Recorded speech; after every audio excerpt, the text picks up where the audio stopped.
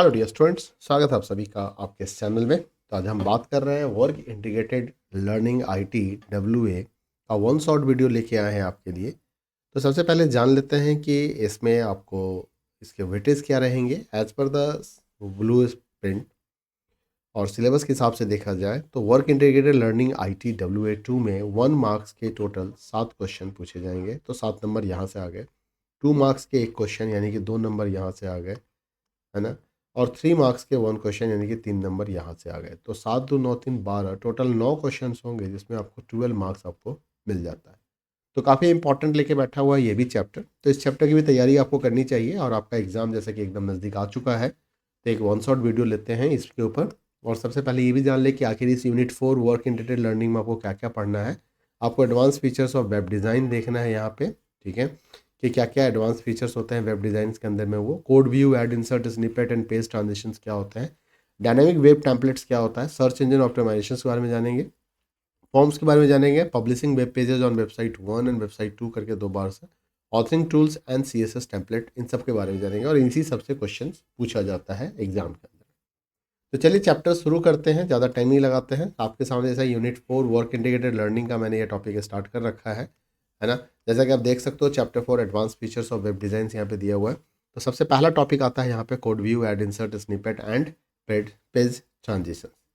तो जानते हैं working with code view. Code view के मोड में जब आप कंप्यूटर पे काम कर रहे होते हैं अपने माइक्रोसॉफ्ट वेब एक्सप्रेशंस के अंदर में, तो यहाँ पे एक सबसे इंपॉर्टेंट टर्म उठ के आया है इंटेलिजेंस। ये इंटेलिजेंस क्या होता है, इससे कई क्वेश्चन पूछे गए हैं, अभी तक कई बार आ चुका है एग्जाम में क्वेश्चन बेस से। तो काफ़ी इंपॉर्टेंट है, आपको याद जरूर होना चाहिए। इंटेलिजेंस क्या होता है? It is a feature that automatically provides you list of the codes. मतलब जब आप कोई आधा कोड का सम पार्ट्स आप टाइप कर देते हो तो उसके बाद ऑटोमेटिकली आपके पास सजेशन आ जाता है, या आप ऑब्जेक्ट का नाम लिख के जैसे ही डॉट लगाओगे तो उससे रिलेटेड जितने भी मेथड्स एंड प्रॉपर्टीज़ हैं वो अपने आप आपको यहाँ पे विजिबल हो जाता है। तो इसी को हम क्या कहते हैं? इंटेलिजेंस कहते हैं। And attributes as the popup when you work in the code view mode. और ये तभी होता है जब आप कोड व्यू मोड में काम करते हैं। तो 2 क्वेश्चन बनता है कि वो कौन सा फीचर है जो automatically list of codes and attributes हमें प्रोवाइड करता है, पॉपअप करता है, तो इंटेलिजेंस कहते हैं। और ये किस मोड में काम करता है? तो कोड व्यू मोड में काम करता है। कैसे काम करना है? इसके लिए आपको क्या करना है, आपके माइक्रोसॉफ्ट वेब एक्सप्रेशन के अंदर में एक न्यू HTML पेज आपको लेना है, वहाँ पे कोड व्यू करना है और बॉडी टैग के नीचे आप place the cursor and type. जैसे ही आप एंगल ब्रैकेट को टाइप करोगे ये ऑटोमेटिकली लिस्ट ऑफ एलिमेंट्स आपको डिस्प्ले कर देगा। उसके बाद उसमें से जो भी एलिमेंट आपको सेलेक्ट करना है उसको सेलेक्ट कर लीजिए। Now cursor after the element press करोगे, स्पेस बार दबाओगे, जैसे H1 के बाद स्पेस बार दबाओगे तो उसके एट्रीब्यूट्स दिखने लगेंगे, जिसमें से भी आप कोई एट्रीब्यूट्स वहाँ पे ले सकते हो। इक्वल टू दबाते आपको वहाँ पे वैल्यू भी बता देगा, आपके सामने वो वैल्यू आ जाएगा लेफ्ट राइट सेंटर, ठीक है। फिर आप एंगुलर ब्रैकेट को क्लोज करोगे और जैसे ही आपने इसको क्लोज किया तो इसका एंड टैग होता है। जैसे आपने ये दिया तो इसने एलिमेंट बताया, आपने H1 सेलेक्ट करके स्पेस दबाया तो इसने अलाइन एट्रीब्यूट बताया, और अलाइन एट्रीब्यूट के बाद जैसे आपने इक्वल टू दिया तो इसने लेफ्ट राइट सेंटर आपको बता दिया। आपने यहाँ पे से सेंटर वैल्यू भी ले लिया। उसके बाद आपने इसको क्लोज किया, जैसे ही क्लोज करके आप इसे तो आपको इसका क्लोजिंग टैग भी देखने को मिल जाएगा। तो that is the advantage of intelligence. To code view can be difficult to use in the beginning. Once you have adequate practice, you will gain total control. मतलब नॉर्मली इसमें थोड़ा टाइम लगता है। To view the intelligence settings, आप इसकी settings को कैसे change कर सकते हो? तो इंटेलिजेंस की सेटिंग के लिए आपको जाना पड़ेगा टूल्स मेनू में। टूल्स के अंदर में पेज एडिटर ऑप्शंस होते हैं और वहाँ पे एक इंटेलिजेंस टैब आपको दिखेगा, वो ऑप्शंस आपको सेलेक्ट करना है। और जैसे ही आपने जैसे आप देख सकते हो पेज ऑप्शंस व्यू आपको दिख रहा है और यहाँ पे इंटेलिजेंस टैब दिख रहा है आपको। इसके अंदर में ये सारे ऑप्शंस मिलते हैं जो ऑप्शंस आप टिक कर सकते हो और ओके कर सकते हो। जनरली आप इस सेटिंग्स को देख सकते हो। अगर आपको कुछ एडिशनल एक्सपेक्टाइज है, कुछ करना है तो आप इसमें चेंज करो, नहीं तो इसको एज यूजुअल भी आप छोड़ सकते हो। Do not change any setting है, कोई करने की जरूरत नहीं है। तो इंटेलिजेंस आपको समझ में आ गया, इंटेलिजेंस होता क्या है और वो किस मोड में काम करता है और इसको हम कैसे यूज करते हैं। इसके बाद आता है आपका ऐड इंसर्ट। ऐड इंसर्ट क्या है कि एक्चुअली होता क्या है कि अगर आप किसी सॉफ्टवेयर की कैपेबिलिटी को एक्सटेंड करना चाहते हो, उसके फीचर्स को एक्सटेंड करना चाहते हो, तो उसमें हम ऐड इंसर्ट करते हैं, ऐड इन्स करते हैं। It's extend the capability of the main program by adding the enhance customs commands and specialized feature. कई तरह के ऐड इंसर्ट्स अवेलेबल है जो आप अलग अलग सॉफ्ट वेबसाइट से डाउनलोड कर सकते हैं। वेबसाइट का नाम आपको एटलीस्ट 1 और 2 वेबसाइट्स का नाम आप जरूर याद कर लीजिएगा। msdn.microsoft.com, ठीक है, या यहाँ पे webassist.com है आपका, या expressions extras.com है। .netcurry.com है, तो इसमें से, या गूगल पे आप सर्च भी कर सकते हो बहुत सारे, तो इसमें से दो का नाम याद रखना, क्योंकि कई बार ये एग्जाम में क्वेश्चन आ सकता है कि write the name of the two websites from where you can download the add inserts.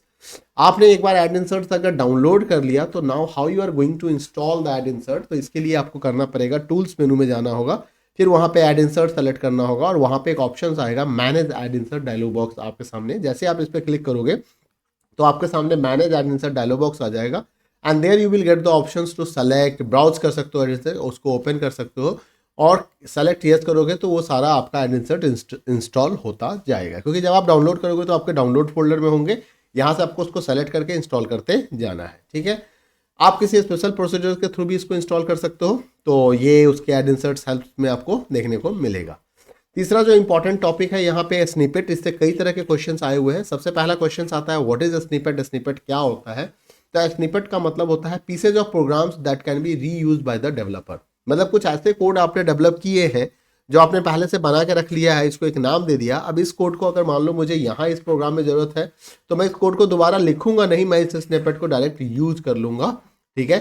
तो इसी को हम स्निपेट कहते हैं। तो स्निपेट क्या है? Snippet is the set of programs that can be used by the developers. Snippets are useful as you can keep reusing the code. क्या फैसिलिटी मिला यहाँ पे?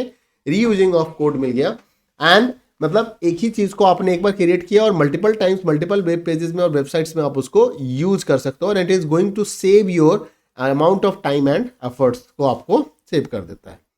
Now the question is how we are going to view the snippets. अगर हमारे snippets देखना है तो हम कैसे देखते हैं, तो इसके लिए आपको क्या करना होगा, ठीक है। जो सबसे पहले तो आपको ये चेक करना पड़ेगा कि आपके सामने क्या क्या स्निपेट्स अवेलेबल है।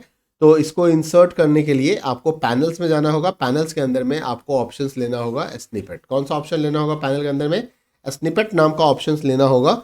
और जैसे ही आपने इस ऑप्शंस को सेलेक्ट किया तो आपके सामने लिस्ट ऑफ ऑप्शंस आ जाएंगे। आपके सामने क्या आ जाएगा? लिस्ट ऑफ ऑप्शंस आ जाएंगे। जैसे कि देख सकते हो लिस्ट ऑफ स्निपेट्स अवेलेबल जो भी है इसके अंदर में, है ना। ये डिफरेंट कैटेगरीज के हो सकते हैं, CSS हो सकता है, HTML हो सकते हैं, जावास्क्रिप्ट हो सकते हैं, jQuery हो सकते हैं।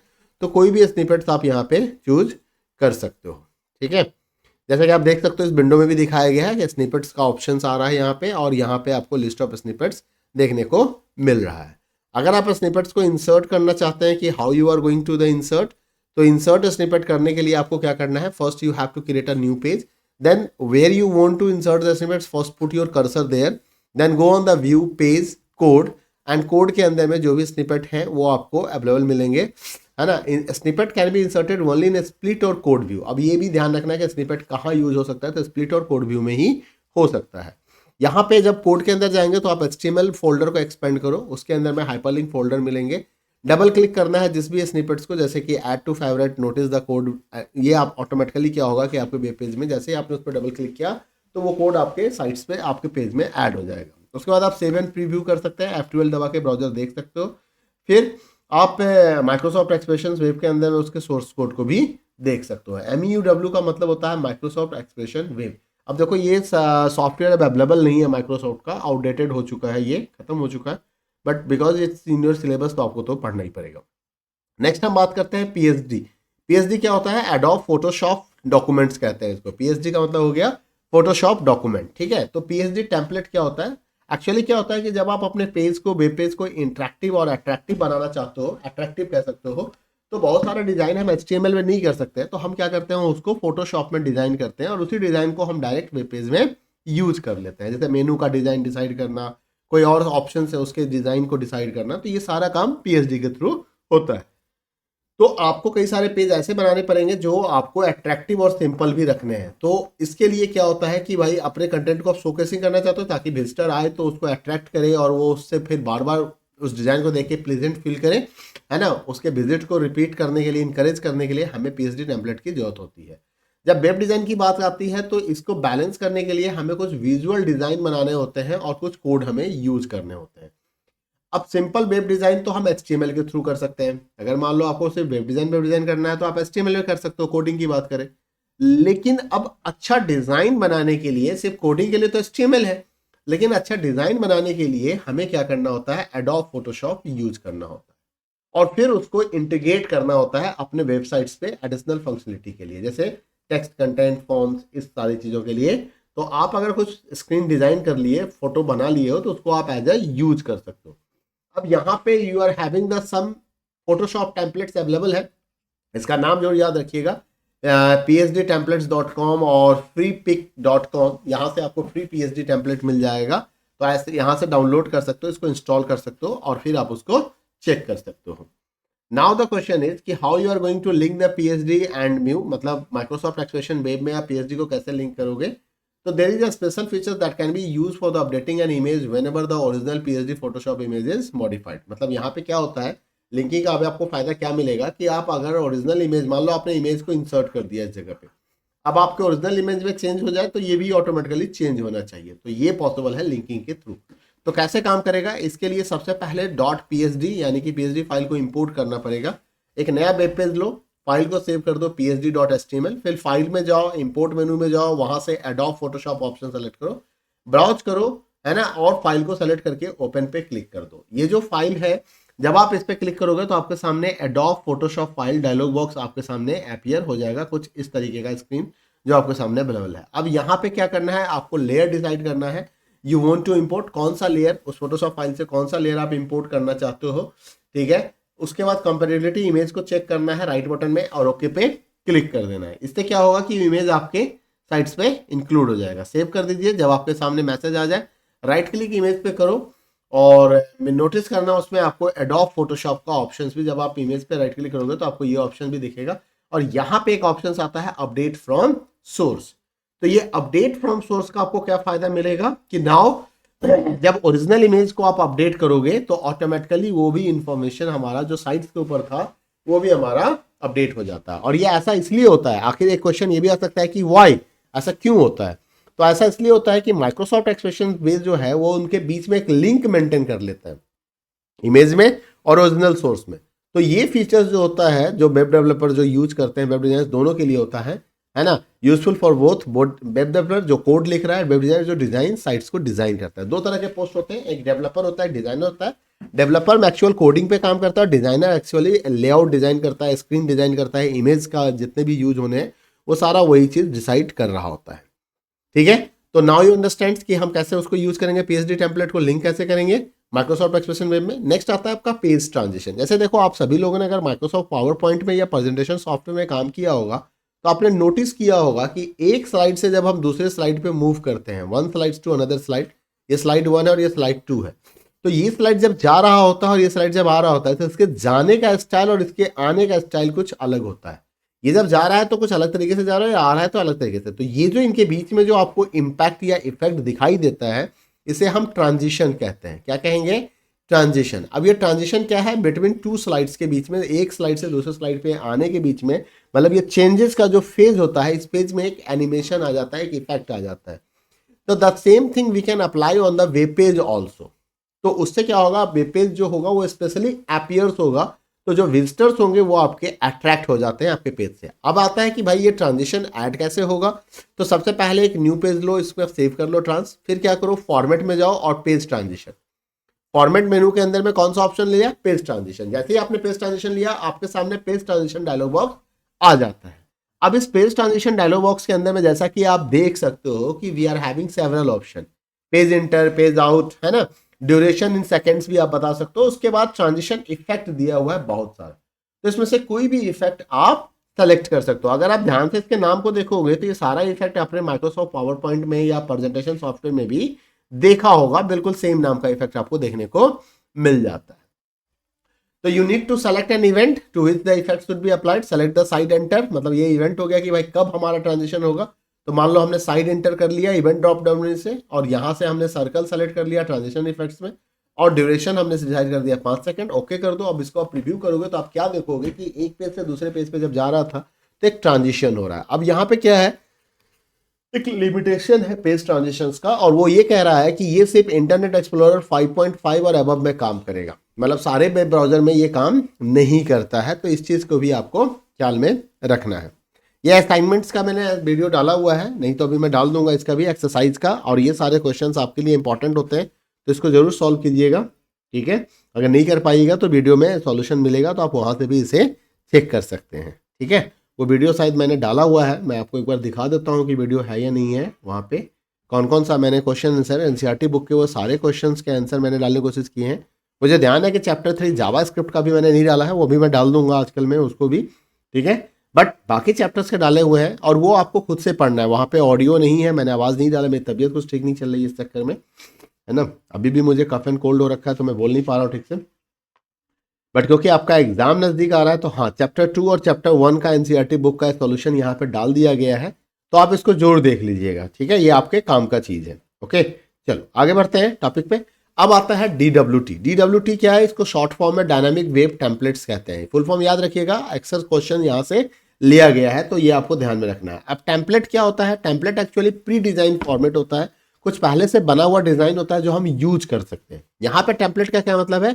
It is going to help you to organize the entire website. मतलब आपको पूरे वेबसाइट्स को ऑर्गेनाइज करने में कौन हेल्प करेगा? टेम्पलेट, है ना। To provide a consistent look and feel, मतलब आप चाहते हो कि भाई आपके पेज का हेडर तो बिल्कुल ऐसा ही रहे, फुटर ऐसा ही रहे, बीच का कंटेंट चेंज होता रहे, या मान लो लेफ्ट पेन भी अलग से हो जाए, राइट पेन भी अलग से दिखे, ये फिक्स फॉर्मेट है। अब ये जो फॉर्मेट है ये हर एक पेज पे रहेगा, हर एक पेज का header, footer, left pane, right pane रहेगा। सिर्फ क्या चेंज होता रहेगा? कंटेंट चेंज होता रहेगा, जो बीच वाला पार्ट है वो चेंज होता रहेगा। हेडर, फुटर, लेफ्ट राइट हमारा फिक्स होगा, और इसमें हम कुछ मतलब डायनेमिक कंसेप्ट भी ला सकते हैं कि लेफ्ट में कुछ दिख रहा हो, राइट में कुछ और दिख रहा हो, बट हेडर एंड फुटर तो फिक्स होगा। तो इस कंसिस्टेंट लुक एंड फील को लेने के लिए हमें यूज करना पड़ता है टेम्पलेट। तो for that purpose we are using the template here. On your website you may have some common items जो आप हर एक पेज पे दिखाना चाहते हो, जो अभी मैंने बताया, जैसे इस वेबसाइट का लोगो हो गया, कॉपीराइट सिंबल हो गया, ऑर्गेनाइजेशन का डिटेल हो गया, नेविगेशन मेनू हो गया, बट कंटेंट हम हमेशा चेंज करना चाहते हैं हर एक पेज पे। तो ये जो फैसिलिटी है, this can be done with the help of the dynamic web template की मदद से हम कर सकते हैं। DWT हमें क्या करता है? It's can create a DWT with a fix positions for common elements. मतलब आपने पोजीशन फिक्स कर दिया कि ये तो सारे वो कॉमन एलिमेंट, मतलब लोगो यहीं रहेगा, मेनू यहीं आएगा, टाइटल यहीं पे आएगा, फुटर में इसका कॉपीराइट ऑप्शंस आ जाएगा, ये सारा इंफॉर्मेशन आपने डिसाइड कर लिया। और जो मॉडिफाइड डिजाइन होते हैं उसके लिए आपने एक अलग से पोजीशंस ले लिया कि ये तो चेंज होगा। अब जो स्टैंडर्ड टेम्पलेट है और डायनेमिक वेब टेम्पलेट में है, तो DWT के अपने कुछ फीचर्स हैं। इसका फीचर्स क्या है कि जब आप डायनेमिक वेब टेम्पलेट को अपडेट करोगे तो जो वेब पेजेस इसके बेसिस पे, DWT की बेस पे जितने भी वेब पेज बनाए गए हैं, those are also going to be update automatically. वो भी अपने आप अपडेट हो जाएंगे, चेंजेस हो जाएंगे, ठीक है। दूसरा है कि आप मल्टीपल DWT बना सकते हो, मल्टीपल वेब टेम्पलेट्स बना सकते हो, और keep changing the just the template that affect the entire websites. और आप बस टेम्पलेट में चेंज करो। देखो इसका फायदा हो गया ना कि आपने एक बार टेम्पलेट में चेंज किया, मेनू ऑप्शंस में चेंज किया टेम्पलेट में, तो सबके लिए मेनू चेंज हो गया। आपने फुटर में कुछ चेंज किया तो सबके लिए चेंज हो गया। तो इससे आपका टाइम बच जाता है। इंडिविजुअली हर एक पेज पे जा जाके आप हेडर को चेंज करो, मेनू को चेंज करो, फुटर को चेंज करो, तो that is the time consuming, ठीक है। तो ये एक फायदा आपको मिलेगा। You can allow only specific portions of the pages to be edited, है ना, instead of the whole page, resulting a better control. तो ये आपको एक बेनिफिट मिल जाता है। तो एक क्वेश्चन भी हो सकता है कि what are the advantage of dynamic web template. अब डायनेमिक वेब टेम्पलेट बनाया कैसे जा सकता है? ये बनाया जा सकता है, इसके लिए आपको क्या करना होगा? सबसे पहले एक नया पेज लो एज अ टेम्पलेट जिसको यूज करना चाहते हो, उस पर सारे कॉमन एलिमेंट्स को यूज कर लो, जो भी लोगो है, कंपनी नेम है, कॉपीराइट नोटिस है, आइटम मेनू है, सो भी। And you need to add editable regions. उसमें कुछ एडिटेबल रीजन्स भी आपको ऐड करने पड़ेंगे। एडिटेबल रीजन्स क्या है? तो वो एरिया जहां पे कंटेंट मॉडिफाइड होता रहेगा। एडिटेबल रीजन मतलब वो कंटेंट वाला एरिया जो डायनामिक है। भाई यहाँ पे इस पेज के लिए इसका कंटेंट एरिया अलग, कंटेंट अलग हो गया, दूसरे पेज पे यही कंटेंट हमें कुछ और दिखाई दे रहा है, ठीक है। तो अब एडिटेबल रीजन बनाने के लिए आपको क्या करना होगा? उसके लिए सबसे पहले आपको करना पड़ेगा, कर्सर्स को उस लोकेशंस पे प्लेस करो जहां पे आप उस चीज को रखना चाहते हो। Place the cursor where you need to place the content, है ना। ओनली एरिया जहां पे कंटेंट रखा जाएगा। राइट क्लिक करना है, मैनेज एडिटेबल रीजन्स पे जाना है, एडिटेबल रीजन डायलॉग बॉक्स आएगा और उसमें आपको नाम बताना है। जैसे आप कंटेंट लिख दिए और ऐड पे क्लिक कर देना है, फिर उसको क्लोज कर देना है। मतलब आपने एक नाम डिसाइड कर लिया कि this is my dynamic content. यहाँ पे तो भाई जो हम इंफॉर्मेशन हर एक पेज पे अलग अलग दिखाना चाहते हैं उसके लिए हम इसको रखेंगे। जैसे आप देख सकते हो यहाँ पे एक डायलॉग बॉक्स आया हुआ है एडिटेबल रीजन का। यहाँ पे रीजन का नाम बताना है और उसको ऐड कर देना है। ऐड करते वो ये नाम यहाँ पे लिस्ट में आ जाएगा। रिमूव करना है तो आप रिमूव भी कर सकते हो। फिर फाइल पे जाओ, फाइल को सेव करो और डायनामिक वेब टेम्पलेट। अब उसके बाद सेव एज टाइप में आपको डायनामिक वेब टेम्पलेट सेलेक्ट करना है। ड्रॉप डाउन मेनू में फाइल का नाम देना है, जो भी नाम आप देना चाहते हो वो नाम देके उसे सेव कर सकते हो। जैसा कि आप यहाँ भी देख सकते हो कि फाइल को सेव एज में आया तो यहाँ पे डायनामिक वेब टेम्पलेट लिया, file name, save as type. Save as type में क्या लिया गया? डायनामिक वेब टेम्पलेट, और उसके बाद आपने फाइल का नाम देना है। अब आता है बात कि आपने डायनेमिक वेब टेम्पलेट बना तो लिया, but how you are going to use. तो डायनेमिक वेब टेम्पलेट को यूज करने के लिए you have created, now you want to create a web page based on this template. तो उसके लिए क्या करना होगा, first go on the file menu, select the new and create from dynamic web template. मतलब सीधा न्यू नहीं लेना है, इस बार create from dynamic web template का ऑप्शन लेना है। जैसा कि आप देख सकते हो, file new and create from dynamic web template का ऑप्शन लिया। तो जब आप ये ऑप्शन लोगे तो यहाँ पे एक टेम्पलेट आपको डिस्प्ले आ जाएगा, लिस्ट ऑफ टेम्पलेट आपको दिखा दिया जाएगा। And now from this list of templates में से आपको अपना वो टेम्पलेट सेलेक्ट करना है जिसके बेसिस पे आप डॉक्यूमेंट पेज बनाना चाहते हैं। तो अगर आपने उस नाम को सेलेक्ट कर लिया तो ओपन पे क्लिक कर दो। अब web page on this template will be created and display, आपको वो वेब पेज दिख जाएगा यहाँ पे। नाउ नोटिस दैट कि you have able to type content only in editable region. अब क्योंकि आपने यहाँ पे फिक्स कर दिया है तो जो हेडर एंड फुटर उसमें तो कोई चेंज नहीं होगा, लेकिन जो एडिटेबल रीजन आपने लिया था उसके लिए आप कंटेंट डिसाइड कर सकते हो, और बाकी जो एरिया होता है वो क्या होगा, नॉन एडिटेबल होगा। तो now type some content in a content area और सेव कर लो उसको। इस तरह से आप मल्टीपल पेजेस बना के देख सकते हो कि आपका टेम्पलेट काम कर रहा है या नहीं कर रहा है। नेक्स्ट आता है कि मान लीजिए हमने एक बार डायनेमिक वेब टेम्पलेट बना लिया, अचानक हमें लगा नहीं यार लोगों का पोजीशन चेंज करना है या कुछ ऑप्शन चेंज करना है, फुटर में कुछ और लिख के दिखाना है, टाइटल में कुछ हमें चेंज करना है। तो we are having the options to edit the dynamic web template, हम उसको एडिट भी कर सकते हैं। तो जब आप डायनेमिक टेम्पलेट को एडिट करोगे तो उससे रिलेटेड जितने भी वेबसाइट्स होंगे जो उस वेब टेम्पलेट पे बनाए गए थे वो ऑटोमेटिकली अपडेट हो जाते हैं। तो ये भी एक एडवांटेज हमें मिल जाता है। अब डायनेमिक वेब टेम्पलेट को एडिट करने के लिए आपको क्या करना है, सबसे पहले उसको लोकेट करना है जहां पे आपने उसको क्रिएट किया था, डबल क्लिक करो, now another the editable reasons, है ना, कुछ और भी ऐड कर सकते हो, और फिर आप उसको सेव कर दो। सेव कर दो। सेव करने के बाद ओके करो, यस करो। यस करने के बाद वेब पेज भी जो क्रिएटेड था उसके ऊपर वो भी अपडेट हो जाएगा। किसी वेब पेज को ओपन करके देख सकते हो, आपको दिखेगा कि भाई यहाँ पे चेंज हो चुका है। ठीक है, कई बार क्या होता है कि पूरा का पूरा लेआउट आप चेंज करना चाहते हो, तो इस केस में आपको बेहतर ये होगा कि आप उस एग्जिस्टिंग को चेंज करें, आप एक नया वेब टेम्पलेट बना ले, सो दैट कि एसोसिएटिव वेब पेज जो है उसमें सभी में चेंजेस नहीं है, जिस पेज को चेंज करना है उससे रिलेटेड हमारा काम हो जाए। नया DWT बनाने के लिए create a new DWT by swapping the content and photo region. तो आपको क्या करना है भाई, उसको एक्सचेंज कर देना, ऊपर नीचे शिफ्ट कर देना, तो इससे आपका काम आसान हो जाएगा। तो आपके पास 2 टेम्पलेट हो जाएगा, जब जिसकी जरूरत पड़े आप उसको यूज कर सकते हो। ठीक है, अगर मान लो जो नया DWT है उसको एसोसिएट करना है तो आपको क्या करना है कि यू फोल्डर व्यू में जाइए, उसको कंट्रोल क्लिक कीजिए, मल्टीपल पेजेस आएंगे, यहाँ पे डायनेमिक टेम्पलेट के अटैच कर दीजिए वो जो नया वाला टेम्पलेट बताया, और जब आप उसको अटैच पे क्लिक करोगे तो आपके सामने एक डायलॉग बॉक्स आएगा और यहाँ पे आपको टेम्पलेट का नाम बताना होगा और वो अटैच हो जाएगा यहाँ पे।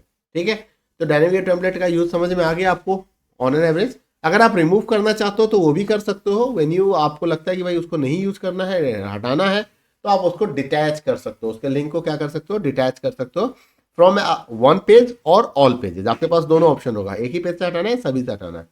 तो जब आप इस प्रोसेस को फॉलो करते हो तो ये going to remove the relationship in a one way process, ये सिर्फ रिलेशनशिप्स को रिमूव करता है। Content and layout are left undisturb, जो कंटेंट और लेआउट है वो डिस्टर्ब नहीं होता है, सिर्फ लिंक टूट जाता है, सो दैट कि अब आप उस वाले DWT में चेंज करोगे तो आपके पेज में कोई चेंजेस नहीं दिखाई देगा। If you want to associate with a DWT or need start all over again, if you decide some point remove, तो आप उसको रिमूव कर सकते हो। उसके लिए क्या करना होगा, वेब पेज पे जाइए, फोल्डर व्यू में जाइए, वहां से डायनेमिक वेब टेम्पलेट लीजिए फॉर्मेट मेनू में, उसको यहाँ से डिटैच कर दीजिए, और जो मैसेज आएगा मैसेज पढ़ लीजिए उसको, और उसके बाद आप उसे क्लोज कर दीजिए। तो इस तरह से आप उसे डिटैच भी कर सकते हैं। क्वेश्चन आंसर दिया हुआ है, ये मैं अभी इसका भी वीडियो डाल दूंगा। नेक्स्ट आता है search engine optimisation. Search engine optimisation किसी भी वेबसाइट्स के लिए बहुत जरूरी होता है, निहायत जरूरी होता है। कोई भी वेबसाइट्स हो उस पर अगर रैंकिंग करनी है, देखनी है, तो कहाँ से दिखेगा भाई, वो साइट्स कैसे दिखेगा, तो उसके लिए क्या होता है, सर्च इंजन ऑप्टिमाइजेशन करना होता है।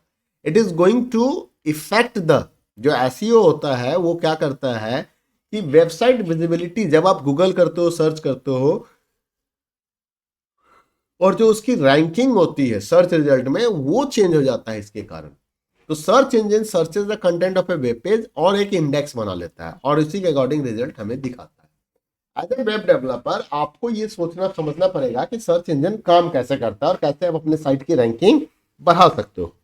तो SEO checker built in facility आपके पास अवेलेबल है माइक्रोसॉफ्ट वेब एक्सप्रेशंस के अंदर में। जो आपको ये सारा रिपोर्ट प्रोवाइड करता है और आप वेबसाइट्स को ऑप्टिमाइज कर सकते हो सही रैंकिंग के लिए। किसी भी सर्च इंजन का एनाटॉमी क्या होता है ये समझिए। सर्च इंजन एक्चुअली क्या करता है, वेबसाइट्स को क्रॉल करता है, उसके अंदर के सारे इंफॉर्मेशन को निकालता है एक स्पाइडर वेब के, और फिर वो क्या करता है, उसको इंडेक्स बनाता है। और यही जो इंडेक्स है वो हेल्प करता है जब साइट को सर्च किया जाता है, ठीक है, और या जो कीवर्ड उसके अंदर है उसके बेस पे उसको सर्च किया जाता है। तो सर्च इंजन जो है वो किस किस कंपोनेंट पे काम करता है, सर्च इंजन के लिए क्या क्या कंपोनेंट इंपॉर्टेंट है ये ध्यान रखिएगा। एक तो आपका पेज टाइटल, एक आपका पेज डिस्क्रिप्शन, यहाँ पे 70 कैरेक्टर, पेज टाइटल में कई सारे आप डाल सकते हो बट उसका फर्स्ट 17 कैरेक्टर्स को ही पढ़ा जाता है। 156 कैरेक्टर्स का डिस्क्रिप्शन, फिर पेज के कीवर्ड्स, फिर पेज के हेडर्स, फिर link to other page, strong test अगर है, फ्रेजेज, ऑल टेक्स्ट, और इन सभी चीज़ों को सर्च इंजन क्या करता है, चेक कर रहा होता है क्रॉल करते समय स्पाइडर्स की मदद से, ठीक है। आपको अगर सर्च इंजन रिपोर्ट देखना है कि आपके साइट्स का क्या कंडीशन है, तो आपको करना पड़ेगा टूल्स मेनू में जाना होगा, एसईओ रिपोर्ट पे जाना होगा, एक डायलॉग बॉक्स आ जाएगा ऐसे चेक कर, आप इसको ऑल पेजेस और सेलेक्टेड पेजेस करके एरर वार्निंग और चेक करेंगे तो ये आपको एक समराइज रिपोर्ट प्रोवाइड कर देगा। समराइज रिपोर्ट में ये आपको ये भी बताएगा कि किस पेज का लोड टाइम ज्यादा है, कौन पेज सबसे ज्यादा टाइम लगा रहा है लोड होने में, तो ये चीज आपको ये बता देगा। You can click on the each web page, display the list and found out the fix related issue. जैसे the description is missing, you can add a description using the meta tag, आप उसको add कर सकते हो अगर missing है। एक बार identify हो गया, फिक्स हो गया, दोबारा आप उसको चेक करके कंफर्म कर सकते हो कि आपका वेबसाइट ऑप्टिमाइज हुआ या नहीं हुआ। यहाँ भी एक एक्सरसाइज आ गया है, इसका भी सॉल्यूशन आपको मिल जाएगा अभी, ठीक है। इसके बाद आता है फॉर्म्स। फॉर्म्स का क्या काम है, देखो, forms is the way through which we are collecting the information from the user. कोई विजिटर है जो आपके साइट पे आता है और आप वहां से कुछ इन्फॉर्मेशन कलेक्ट करना चाहते हो, तो उसके लिए हमें फॉर्म बनाना होता है। जैसे HTML CSS आपने यूज किया होगा, आपने दो तरह का चीज जाना था, दो तरह का वेबसाइट होता है, एक स्टैटिक और एक डायनामिक। स्टैटिक पेज जो होता है उसमें क्या होता है, इन्फॉर्मेशन फिक्स होते हैं, बेसिक वेबसाइट्स के लिए यूज होते हैं। लेकिन जब आप ASP PHP जैसे टेक्नोलॉजी को पढ़ते हो तो आपको डायनेमिक वेबसाइट्स बनाने की फैसिलिटी मिल जाती है। अब एक क्वेश्चन आ सकता है कि डिफरेंस क्या है स्टैटिक और डायनेमिक है।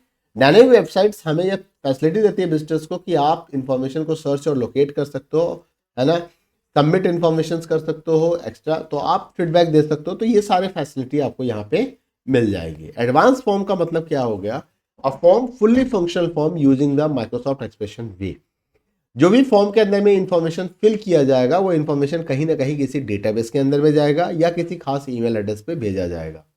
इसके लिए प्रॉपर सपोर्ट फॉर्म आपके पास अवेलेबल होना चाहिए वेब होस्टिंग प्रोवाइडर के द्वारा। Primary support for front end server जो है वो अवेलेबल है, ठीक है।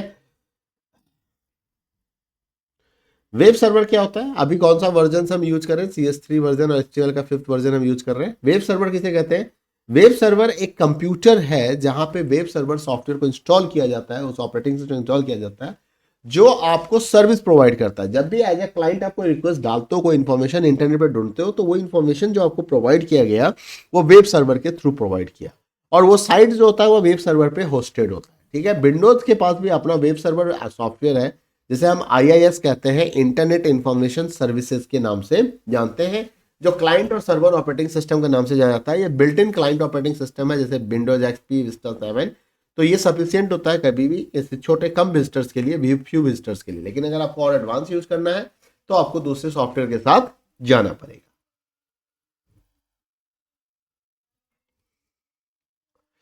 अब आता है कि फॉर्म्स कैसे क्रिएट करेंगे। तो फॉर्म्स क्रिएट करने के लिए आपको क्या करना होगा, माइक्रोसॉफ्ट एक्सप्रेशन वेब के अंदर में आपको फाइल मेनू पे जाके न्यू और यहाँ पे SP लिखना पड़ेगा। फॉर्म को सेव कीजिए, फिर आप यहाँ पे इंसर्ट इनपुट टेक्स्ट फील्ड डालिए, फिर आप टेक्स्ट बॉक्स डालिए, विजिटर ईमेल एड्रेस के लिए, नेम के लिए, फिर विजिटर फेवरेट कलर के लिए ड्रॉप डाउन बॉक्स डाल सकते हैं, सबमिट बटन डाल सकते हैं। तो इस तरह से आप छोटा सा एक फॉर्म डिजाइन कर सकते हैं माइक्रोसॉफ्ट एक्सप्रेशन में। टेक्स्ट फील्ड का काम होता है इनपुट लेना, ये टेक्स्ट फील्ड है, इनपुट ले रहा है, इनपुट ले रहा है। ड्रॉप डाउन में जब आप इस बटन पे क्लिक करेंगे तो आपको कुछ लिस्ट मिल जाएगा, उसमें से आप आइटम सेलेक्ट कर सकते हो। सबमिट बटन पे जब आप क्लिक करोगे तो आपका फॉर्म सबमिट हो जाएगा। Double click on first input text and type the name and click okay. Double click on the second input, type the email and click okay, ठीक है। इस तरह से आप इसको यूज कर सकते हो। और ये सारा इंफॉर्मेशन कहाँ है, आपके डेटाबेस में चला जाता है। ड्रॉप डाउन प्रॉपर्टीज से अंदर हम क्या करते हैं, उसको चेंज कर सकते हैं। क्रिएटिंग डेटाबेस मतलब जब आप फॉर्म बना रहे हो तो इन्फॉर्मेशन को कहीं ना कहीं तो स्टोर करोगे, तो इन्फॉर्मेशन को स्टोर करने के लिए, जमा करने के लिए आपको डेटाबेस की जरूरत पड़ेगी। तो you can create the database and you can link the database, ठीक है, उसको हम ऑटोमेटिकली लिंक भी कर सकते हैं उसके साथ, ठीक है। राइट क्लिक कीजिए फॉर्म के ऊपर में, फॉर्म प्रॉपर्टीज पे जाइए, फॉर्म प्रॉपर्टीज के डायलॉग बॉक्स में आएंगे, सेंड टू डेटाबेस ऑप्शन कीजिए और option for saving result to the database dialog box पे क्लिक कर दीजिए यहाँ पे, ठीक है। तो उससे क्या होगा, जो भी कंटेंट आपने फॉर्म में रिसीव किया, एक्सेप्ट किया, वो सब की सभी आपके डेटाबेस में चले जाएंगे। टू क्रिएट अ डेटाबेस, आपको क्रिएट डेटाबेस ऑप्शन लेना है, ये एक नया डेटाबेस एक्सेस का डेटाबेस बना देता है और ओके पे क्लिक कर देना है यहाँ पे। उसके बाद आपको यहाँ पे क्या करना है, to select the field, save fields, note that field at the map from the form, है ना, जो फॉर्म के अंदर में है और डेटाबेस के अंदर में, उसको ऑटोमेटिकली क्या करेगा, मैप कर लेगा। Click on okay twice, 2 times आपको ओके बटन पे क्लिक करना है। नाउ अब आपका फॉर्म रेडी है, आप इसको पब्लिश कर दीजिए। Publish the form to a website, website पे फॉर्म को पब्लिश करना होगा। तो इसका क्या मतलब होता है कि जब आप फॉर्म को पब्लिश कर देते हो, साइट को पब्लिश कर देते हो, तो वो विजिटर के लिए एक्सेसिबल हो जाता है, व्यू कर सकता है, ठीक है। तो आपको क्या करना है, साइट पे जाना है, पब्लिशिंग सेटिंग्स के अंदर जाना है, साइट के अंदर में साइट मेनू पे क्लिक करना है। Now click on the add और फ्रेंडली नेम आप यहाँ पे डाल दीजिए। फ्रंट पे सर्वर एक्सटेंशन और connection type drop down menu से सेलेक्ट कर लीजिए। रिमोट लोकेशन जैसे कोई वेबसाइट्स का लोकेशन है वो दे दीजिए। Type the credential, username password दे दीजिए ताकि वो ऑटोमेटिकली उससे कनेक्ट हो सके डाटाबेस से। क्लिक और ऐड कीजिए और क्लिक ओके कर दीजिए। Site publish to all files to name, IP address के साथ आप उसको सभी को पब्लिश कर सकते हैं, ठीक है। वेब पेज को देखने के लिए क्या करना होगा, सिंपली आपका जो यूआरएल है उसको टाइप कीजिए एड्रेस बार के अंदर में और वहां से आप उस वेब पेज को चेक कर सकते हैं। इन्फॉर्मेशन डाल के सेव करके भी आप चेक कर सकते हैं कि आपके डेटाबेस में सेव हो रहा है या नहीं हो रहा है, ठीक है।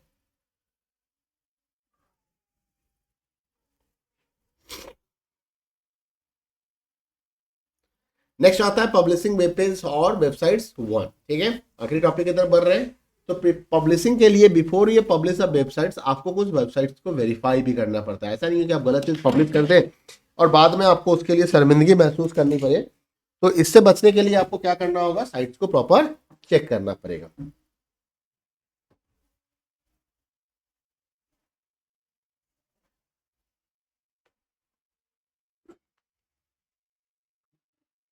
सबसे पहले क्या करना है, आपको वेबसाइट्स के स्ट्रक्चर्स को एग्जामिन करना है ना। Examine the structure of A websites, create a visual diagram. जितने भी हाइपरलिंक ऑफ वेबसाइट्स का उसका विजुअल डायग्राम बनाइए। इससे आपको नेविगेशन स्ट्रक्चर समझने में आता है और आपको किसी ब्रोकन लिंक्स को ट्रैप करने में आपको सहूलियत मिल जाएगी। आप उसको जैसे व्यू साइट हाइपरलिंक्स, आपको क्या करना है, व्यू मेन्यू में जाना है और साइट हाइपरलिंक्स है तो आपको इस तरह से एक विजुअल डायग्राम मिल जाएगा। इन सारे लिंक पे आप क्लिक करके एक्सपेंड करके देख सकते हो कि लिंक काम कर रहा है या नहीं कर रहा है, अलग अलग पेजेस पे आपको लेके जा रहा है या नहीं जा रहा है। उसके आगे भी जैसे आप डिफॉल्ट पे जाए तो उसके आगे भी बहुत सारे लिंक है, तो ये सारा लिंक आपको दिखेगा। आप क्लिक कर करके इसको चेक कर सकते हो। ये भी दिखेगा कि इसके आगे जा पा रहा है कि नहीं जा रहा है। उसके बाद आप वेबसाइट्स के साइज को एस्टिमेट करो कि भाई आपके वेबसाइट का साइज तो ज़्यादा नहीं है, क्योंकि साइज ज़्यादा होगा तो लोडिंग में प्रॉब्लम आएगी। इसके लिए क्या करना है, व्यू मेनू के अंदर में साइट ऑप्शन है और साइट के अंदर में साइट समरी ऑप्शन है। आईएसपी का फुल फॉर्म क्या होता है, इंटरनेट सर्विस प्रोवाइडर, है ना, क्योंकि इंटरनेट सर्विस प्रोवाइडर जहां से आप होस्ट करते हो वो आपको एक स्पेस लिमिट करता है। तो साइज चेक करके आप चेक कर सकते हो कि भाई आपका क्या स्थिति है। तो यहाँ से आप साइज ले सकते हो।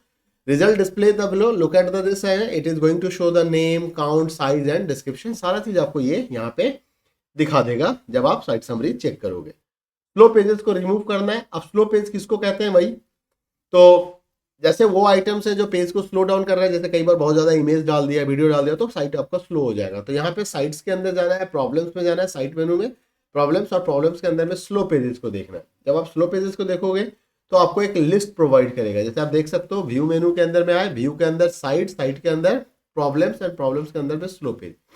बाय डिफॉल्ट क्या होता है, जो एचटीएमएल एडिटर है वो ये मानता है कि मोर देन 30 सेकेंड्स, ये याद रखिएगा, 30 सेकंड से अगर कोई साइट ज्यादा टाइम ले रहा है तो उसको स्लो माना जाएगा। आप उसको चेंज कर सकते हो, 3 सेकंड, 4 सेकंड, 5 सेकंड, जो भी आपको लगता है कि आपके साइट्स को इससे ज्यादा टाइम नहीं लगना चाहिए अपलोड होने के लिए, खुलने के लिए, उस पेज को खुलने के लिए, ठीक है। तो एचटीएमएल क्या करेगा, 2 पैरामीटर्स के ऊपर मतलब काम करता है। जब साइज कैलकुलेट करता है, उसका लोडिंग टाइम चेक करता है, तो 2 पैरामीटर्स होता है यहाँ पे, ये भी याद रखिएगा। एक पैरामीटर होता है जिसमें वो अमाउंट ऑफ बैंडविड्थ की बात करता है कि आपने कितना स्पीड दिया, और दूसरा time taking to download within the same bandwidth, उस बैंडविड्थ में उसको डाउनलोड होने में कितना टाइम लगा, तो ये चीज चेक करता है। इसको अगर आप चेंज करना चाहते हो तो चेंज कर सकते हो सेटिंग्स को, टूल्स के अंदर जाओ, एप्लीकेशन ऑप्शंस में, यहाँ पे एक डायलॉग बॉक्स आएगा और यहाँ से आप इसको चेंज कर सकते हैं। इसकी सेटिंग्स को चेंज करने के बाद ओके कर दीजिएगा। फिर नई चेकिंग के साथ भी आप उसे चेक कर सकते हैं। रिपोर्ट को व्यू करना है तो यहाँ पे जैसे रिपोर्ट सेलेक्ट रिपोर्ट व्यू में आपके पास ऑप्शंस आ रहा है कि आपको कितना डेज ओल्ड और कितना ओल्डर रिकॉर्ड देखना है, स्लो पेज का लिमिट क्या होगा, ये सब आप देख सकते हो। स्पीड आपका क्या है, ओके करोगे तो यहाँ पे स्लो पेज की वैल्यू को हम चेंज कर सकते हैं। जैसे कि आप देख सकते हो कनेक्शन स्पीड, ये सारा दिख रहा है आपको स्पीड्स यहाँ पे, आप अपने हिसाब से इसको चेंज करें। डायनामिक वेब टेम्पलेट, अगर आपने DWT यूज किया है वेबसाइट्स को क्रिएट करते समय तो अपडेट करते समय आपको क्या करना है, उस सारे पेज को अपडेट करना है। तो डायनामिक वेब टेम्पलेट में जाओ, अपडेट ऑल पेजेस कर दो तो वो सारा अपडेट हो जाएगा। कोड ऑप्टिमाइजेशन का मतलब क्या होता है, जैसे आपके कोड की लोडिंग टाइम को कम करना, अनवांटेड अननेसेसरी चीज को वहां से रिमूव कर देना, तो इसे हम क्या कहते हैं, ऑप्टिमाइजेशन कहते हैं, है ना। तो clean up of your web pages from any unnecessary code and can result in reducing the page size. तो इससे क्या होगा, फास्टर डाउनलोड होगा तो आपके पेज की स्पीड बढ़ जाएगी। तो आपके लिए इनबिल्ट ऑप्टिमाइजर टूल अवेलेबल है जो अननेसेसरी कोड को क्या करता है, रिमूव कर देता है। कैसे करेंगे, टूल्स मेनू के अंदर में ऑप्टिमाइज HTML और ऑप्टिमाइज HTML डायलॉग बॉक्स आएगा, ठीक है। तो यहाँ पे कुछ क्या होता है एक्चुअली, कई बार क्या होता है कि आपने कुछ कोड ऐसी खाली छोड़ दिया, कमेंट बना दिया, मतलब कोड लिखा तो था बट आपने उस कोड को कमेंट बना दिया। ऐसा नहीं कि आपने कुछ कमेंट में स्पेशल इंस्ट्रक्शन डाला है, कुछ मैसेज डाला है, आपने कोड को कमेंट बना दिया। अब उस कोड को कमेंट बनाना होता है कि कोड तो आपका है but that is the useless. तो उस यूजलेस कोड को आप क्या कर सकते हो, उसको रिमूव कर सकते हो। आपके पास ऑप्शंस होता है, आप सेटिंग चेंज करके आप इन सारी चीजों को कर सकते हैं, ठीक है। ओपन एंड एग्जिस्टिंग साइट्स, देखो यहाँ पे कुछ दे रखा है कि क्या क्या हमें चेक करना चाहिए, कहाँ कहाँ हमें ध्यान देना चाहिए। To optimise a web page क्या करना है, ओपन वेब पेज को देखना है, साइज को हिसाब से कंपेयर करना है, ऑल आइटम्स करके रिमूव कंपोनेंट्स करना है अगर कुछ एक्स्ट्रा है, क्लिक ओके करना है और डिफरेंट फाइल साइज को आप चेक कंपेयर करके देख लो कि भाई आपको कुछ डिफरेंस दिखा कि नहीं दिखा, साइज में कुछ रिड्यूस हुआ या नहीं हुआ। फिक्सिंग एरर्स, वेबसाइट्स को पब्लिश करने से पहले आपको उसके पेंडिंग इश्यूज को भी चेक करना पड़ता है, रेक्टिफाइड करना पड़ता है, सो दैट कि आपको एम्बैरेसमेंट नहीं हो। तो फिक्सिंग करने के लिए आपको क्या करना होगा, वेबसाइट्स को ओपन कीजिए, टूल्स मेनू पे जाइए, रिकैलकुलेट हाइपरलिंक्स, और आपको यहाँ पे रिकैलकुलेट हाइपरलिंक डायलॉग बॉक्स आ जाएगा जो आपको सारा इंफॉर्मेशन दिखाएगा। आपको यहाँ पे येस पे क्लिक करना है और अगर कोई इश्यू होगा तो ऑटोमेटिकली इसको क्या करेगा, फिक्स कर देगा। तो आपका बहुत ज्यादा काम नहीं है, यहाँ पे आसानी से आप इस काम को कर सकते हैं। तो एक्सरसाइज आ गया है, एक्सरसाइज का भी सॉल्यूशन आपको मिलेगा। सेकंड आता है पब्लिशिंग वेब पेज और वेबसाइट टू। यहाँ पे एक टर्म आया आपका वेब होस्टिंग, मैंने बताया था वेब सर्वर और वेब होस्टिंग। जो वेब सर्वर होता है ना, वो हमारे साइट्स को रखने की फैसिलिटी प्रोवाइड करता है। तो computer which give the facility to store your site, that is called web hosting. इसको जनरली हम अलाउ पब्लिशिंग थ्रू FTP, मतलब कई तरह के फैसिलिटी मिल सकते हैं। देखो यहाँ पे क्या रखा है कि to see your content design HTML you need to host the content in a web server, ठीक है, to view by the public. Several बहुत सारे फ्री वेब होस्टिंग है, आप गूगल करके देख सकते हो, जो आपको फ्री में वेब स्पेस प्रोवाइड करते हैं, है ना। कुछ रेस्ट्रिक्शंस भी होते हैं वहाँ पे बट फ्री वाले में आप यूज कर सकते हो। वेब होस्टिंग में क्या होगा, ये साइट्स को पब्लिश करने की फैसिलिटी देती है, वो चाहे FTP प्रोटोकॉल यूज करके दे या secured file transfer protocol use करके दे या वेब डेवलप प्रोटोकॉल यूज करके दे, that is the different thing. But इसकी मदद से हम साइट्स पर अपलोड कर सकते हैं, है ना। फ्रंट एंड सर्वर एक्सटेंशंस के लिए भी हम यूज करते हैं यहाँ पे। तो ये कुछ है ऐसे कंपोनेंट है जिसकी मदद से हम वेब होस्टिंग, मतलब उस सर्वर पे अपने पेज को अपलोड कर पाएंगे, ठीक है। अब आपकी होस्टिंग कराने से क्या होता है, आपको एक आप चाहो तो अपने कंप्यूटर पे भी कर सकते हो। उसके लिए आपका कंप्यूटर जो है, सबसे पहले तो आपका कंप्यूटर 24/7 चलना चाहिए, आपके पास एक एक्टिव इंटरनेट कनेक्शन होना चाहिए, आपके पास एक स्टैटिक पब्लिक IP एड्रेस होना चाहिए जिसके थ्रू आप अपने लैपटॉप के थ्रू भी आप उसको पब्लिश कर सकते हो। Publishing a website, publishing a websites का क्या मतलब है भाई, पब्लिशिंग अ वेबसाइट्स का मतलब once you have created the websites you need to publish it, आपको उसको पब्लिश करना है। तो जो ताकि वो 24/7 विजिटर्स के लिए अवेलेबल, ठीक है। तो पब्लिश करने के लिए यूजिंग FTP आपको क्या करना है, वेबसाइट्स को ओपन करना है, the websites which you want to publish, open it, go on the site, publishing setting, site की सेटिंग को चेक कीजिए उसमें, है ना। प्रायर टू पब्लिशिंग आपको उसमें सारे डिटेल ऐड करना है भाई, उसका IP एड्रेस देना है, डोमेन नेम बताना है, सेटिंग क्रेडेंशियल देना है, ठीक है। आपको जो भी IP एड्रेस प्रोवाइड किया गया होगा, IP एड्रेस कुछ इस तरह का होता है, 4 बाइट्स का होता है, first code, second code, third code and fourth code, इसके बीच में सेपरेशन होता है। इसको हम class A, class B, class C करके भी कैटेगराइज करते हैं, ठीक है। तो यहाँ पे आपको FTP मेथड के थ्रू बताया जा रहा है। तो ऐड पे गए, कनेक्शन सेटिंग्स पे गए और ये सारा इन्फॉर्मेशन आपको क्या करना है, प्रोवाइड करना है, ठीक है। और ये सारे इन्फॉर्मेशन को प्रोवाइड करने के बाद जब आप पब्लिशिंग करते हो, पब्लिशिंग टैब पे ओके पे क्लिक करोगे तो आपका साइट्स क्या हो जाएगा, यहाँ से पब्लिश हो जाएगा, है ना, पब्लिश ऑल फाइल्स, तो सारे फाइल्स को भी आप यहाँ पे पब्लिश कर सकते हो। फिर आप वेबसाइट्स को आप ओपन करके देखो इंटरनेट के थ्रू, आईपी एड्रेस के थ्रू, तो आपको वो साइट वहाँ पे दिख जाएगा। वेब पैकेज क्या होता है, नाम से लगता है ये वेब पैकेज का मतलब सम टूल्स मिलेगा हमें पे, है ना। To another method to get your website to remote computer by using the web package. Web package के थ्रू भी हम दूसरे कंप्यूटर पर अपने साइट्स को रख सकते हैं। You can use the web package to transfer content of your entire websites to remote computer, किसी कंप्यूटर पर अपने साइट्स को ट्रांसफर करने के लिए। ये तब यूज होता है when you want to send your websites for being hosted from a remote computer, किसी और सिस्टम के थ्रू आप उसको होस्ट करवा रहे हो या, है ना, तो आपको इसकी जरूरत पड़ती है। इसके लिए क्या करना होगा, वेब पैकेज के लिए आपको जाना पड़ेगा, वेबसाइट्स को ओपन कीजिए, फिर साइट मेनू, उसमें एक्सपोर्ट टू वेब पैकेज के फॉर्म में आप उसको एक्सपोर्ट करेंगे। तो यहाँ से आपको क्या होगा, डायलॉग बॉक्स आएगा, डायलॉग बॉक्स में आपको इंडिविजुअल फाइल्स, फोल्डर्स, पैकेज का नाम, ये सारा चीज़ आपको सेलेक्ट करना है, ठीक है। कर्सर्स को डालना है at the top of the image, अब आप ये देख सकते हो यहाँ पे ऐड बटन पे यहाँ पे क्लिक करना है, वो सबका सब क्या होगा, पैकेज में ऐड होता जाएगा। पहले तो यहाँ पे सेलेक्ट कर लो कि क्या क्या लेना है, उसके बाद ऐड पे क्लिक कर दो।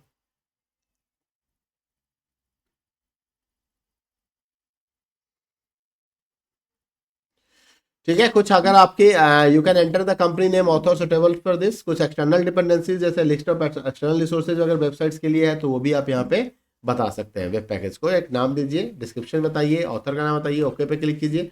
आपका यहाँ पे वेब पैकेज प्रॉपर्टीज के अंदर में आपसे कुछ इन्फॉर्मेशन पूछा जाएगा, फिर आप इसको, ठीक है, ओके पे क्लिक करेंगे। जब आपके पास सेव का ऑप्शन आए तो आप इसको एक नाम देके सेव कर सकते हैं। इंपोर्टिंग, मान लो आपने वेब पैकेज बना दिया, आप उसको इंपोर्ट करना चाहते हो, तो if you want to import your websites web package to another computer, आपको क्या करना है, न्यू साइट्स पे जाना है, कंप्यूटर साइट्स लेना है, site import, import from web package करना है और अपने पैकेज को सेलेक्ट करना है वहां से ही। जब आपके सामने उसको सेलेक्ट कीजिए, ओपन कीजिए और import web package dialog box appear हो जाएगा आपके पास, और यहाँ पे आपसे कुछ इन्फॉर्मेशन पूछा जाएगा, उसको इंपोर्ट बटन पे क्लिक कर देना है, ठीक है। Backup of websites, backup of websites बहुत इंपॉर्टेंट होता है। मान लो आपने कोई साइट बनाया और आप चाहते हो कि भाई वो कभी खराब हो जाए तो आपकी तो सारी मेहनत बर्बाद हो गई, तो ऐसी चीज़ के लिए हम क्या करते हैं, पीरियडिकली उसका डेली या वीकली या मंथली हम उसका बैकअप लेते हैं और उसको कहीं ना कहीं दूसरी जगह पे स्टोर करके सेव करके रखते हैं, सो दैट कि कल के डेट में अगर कुछ प्रॉब्लम है तो अपने साइट्स को हम रीस्टोर कर सकें, ठीक है। जहाँ भी वेबसाइट स्टोर है वहाँ पे जाइए, फोल्डर में कंप्यूटर वेबसाइट्स कीजिए, उसको कॉपी एंड पेस्ट कर दीजिए दूसरे लोकेशन पे, तो इस तरह से भी वेबसाइट्स कर सकते हैं। आजकल तो वो फैसिलिटी आती है कि वहाँ से आपको डाउनलोड का ऑप्शन मिल जाता है, आप सीधा डाउनलोड भी वहाँ से डायरेक्ट कर सकते हैं, तो बहुत बड़ा काम ये नहीं है, ठीक है। ये जो एक्सरसाइज है ये असेसमेंट का क्वेश्चन आंसर आपको मिल जाएगा, अभी मैं इसका भी वीडियो डाल दूंगा, उसको देख लीजिएगा। ऑथरिंग टूल्स क्या होता है, यहाँ पे इससे क्वेश्चन आते हैं, ध्यान रखिएगा। 3 तरह के ऑथरिंग टूल्स हैं जो आपको पढ़ने हैं यहाँ पे। You can learn expressions maybe in earlier sessions. There are a variety of other web authoring tools available for use. The most of them have similar functionality. तो कुछ पॉपुलर ऑथरिंग टूल्स में यहाँ पे आता है आपका कंपोजर। कंपोजर क्या है, is a open source, what you see is what you get, HTML editor होता है जो compiles with the W3C website standards के हिसाब से वो डिज़ाइन किया गया है। अगर आप इसको कंपोजर को डाउनलोड करना है तो www.composer.com पे जाइए, वहाँ से आप उसे डाउनलोड कर सकते हैं। Follow the on screen instructions, start programs composer, install करने के बाद आप उसको स्टार्ट कर सकते हो, ठीक है। और यहाँ आप इसको यूज करके भी अपने साइट्स को, अब डिज़ाइन नया वेबसाइट्स बनाना है, सेलेक्ट फाइल पे जाइए, न्यू पे जाइए, न्यू डॉक्यूमेंट और टेम्पलेट लीजिए और आप यहाँ पे ब्लैंक टेम्पलेट आपके सामने मिल जाएगा, क्रिएट कीजिए, है ना। टाइप उसमें से कुछ कंटेंट टाइप कीजिए, सोर्स व्यू कीजिए, सोर्स कोड देख सकते हैं। इस हेल्प फाइल के लिए F1 है और आप उसको लर्न कर सकते हैं। उसके बाद दूसरा authoring tool, web authoring tool क्या है हमारे पास, ड्रीम वेवर। एडोब ड्रीमवीवर क्या होता है, it's another popular and authoring tool, काफ़ी बहुत ज़्यादा पॉपुलर है, जो बहुत ज़्यादा यूज होता है। Adobe dream weaver supports a variety of scripting language, JavaScript, VBScript, ASP.NET, PHP, ये सारे, जिससे आपको सर्वर साइड कोडिंग करने की भी आपको फैसिलिटी मिल जाती है, ठीक है। इसको डाउनलोड करने के लिए आप एडोब पे जाके इसको डाउनलोड कर सकते हैं, इंस्टॉल कीजिए, इंस्टॉल करने के बाद आप इसको यूज कर सकते हैं, ठीक है। देयर आर सम एक्सरसाइज, उसको बस डिस्कस कर दूंगा, बता दूंगा, मैंने अभी बताया है। CSS टेम्पलेट क्या होता है, CSS टेम्पलेट, CSS का मतलब क्या हो गया, कैस्केडिंग स्टाइल सेट्स, है ना, कैस्केडिंग स्टाइल सेट्स। तो वेबसाइट्स के अंदर में अगर आपको कुछ लुक एंड फील देना होता है तो उसके लिए हम CSS को यूज करते हैं। अब CSS का भी टेम्पलेट होता है जो हम किसी भी वेबसाइट्स पे यूज कर सकते हैं, मतलब पूरे वेबसाइट्स को, बोरिंग वेबसाइट्स को अगर इंटरेक्टिंग और इंटरेस्टिंग बनाना है तो हम उसके लिए CSS टेम्पलेट यूज करते हैं। आजकल उसे HTML CSS टेम्पलेट के नाम से भी हम जानते हैं। ठीक है, कुछ ये लिस्ट ऑफ वेबसाइट्स है जहां से आप CSS टेम्पलेट देख सकते हैं। HTML file of .net, cssportal.com, CSS free CSS templates.org। तो यहाँ से आप CSS फाइल को डाउनलोड कर सकते हो। ठीक है, ये देखो freecss.com, freetemplate.com है ना, oswd.org। तो इस तरह से है। टेम्पलेट को यूज करना होगा तो क्या करना है, विजिट वेबसाइट्स पे जाइए, वहां से टेम्पलेट को सेलेक्ट कीजिए, वहां से टेम्पलेट जब एंटायर साइट स्ट्रक्चर मिल जाए आप वो उसको डाउनलोड कर सकते हो वहां से। ठीक है, फोल्डर में डाउनलोड कर लो, जिप है तो अनजिप कर देना उसको। जब आप डाउनलोड कर जाओ तो आप उसको क्या कर सकते हो, सीधा यूज कर सकते हो अपने वेब पेजेस में लिंक टैग की मदद से।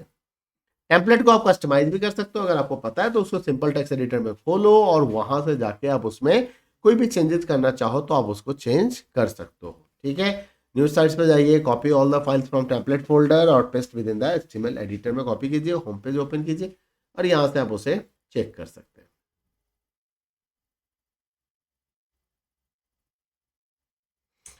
फाइंड, तो ये आपका कंप्लीट हो गया यहाँ पे। अब बस ये एक्सरसाइज है, इसका सॉल्यूशन भी मैं आपको दे देता हूँ सो दैट कि आपकी तैयारी पूरी हो जाए। फिर फर्दर जावास्क्रिप्ट के कुछ क्वेश्चन डिस्कस करेंगे, जैसे आपने पूछा आउटपुट बेस्ड क्वेश्चंस कैसे डिस्कस होगा, प्रोग्राम कैसे बनेगा, है ना। थ्योरेटिकल क्वेश्चंस तो थ्योरी पढ़ने से, वीडियो देखने से आपका काम हो जाएगा। ऑलरेडी डाला हुआ है वन शॉट वीडियो, आप उसको जरूर देखिएगा और बाकी मैं उसकी थोड़ी बहुत तैयारी और करवा दूंगा। ठीक है, तो मिलते हैं अगले वीडियो में। तब तक अपना ख्याल रखिए, वीडियो पसंद आए तो लाइक करें, शेयर करें, चैनल सब्सक्राइब नहीं किया तो सब्सक्राइब कर ले। Thank you, bye bye.